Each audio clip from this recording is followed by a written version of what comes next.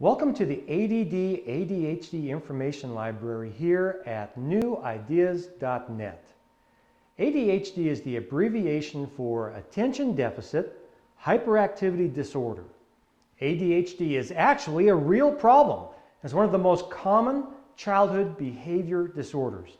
Of all children referred to mental health professionals, about 35% are referred for ADHD, more than for any other reason.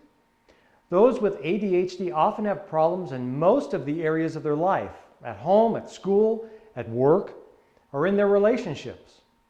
Attention Deficit Hyperactivity Disorder is a neurological disorder that impacts individuals in four main areas of their life. In their attention, causes people to have problems paying attention, focusing on a task, or finishing tasks, especially if they're boring or hard. Impulsivity, ADHD can cause a lack of self-control.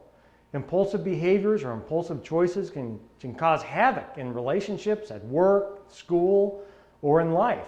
Some with ADHD have problems with hyperactivity. Many, though not all, with ADHD are bouncy and hyperactive, always on the go and restless. And something that we've observed through the years, but we haven't seen it in any of the literature, is that people with ADHD are often easily bored. And unless the task is very stimulating, like a video game or TV program or outside playing, people with attention deficit disorders are often just bored by a task.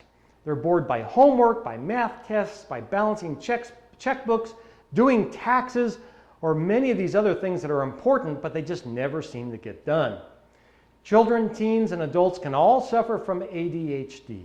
It impacts about 5% of children and teenagers and about 3% of all adults. Now, recent studies show that as many as 9% of children have ADHD, but we're a bit more conservative with our numbers, and we'll talk about this at that page about how prevalent isn't. Half of all children with ADHD will outgrow it in adolescence or adulthood, but if untreated, the disorder can have long-term bad effects right into adolescence and adulthood.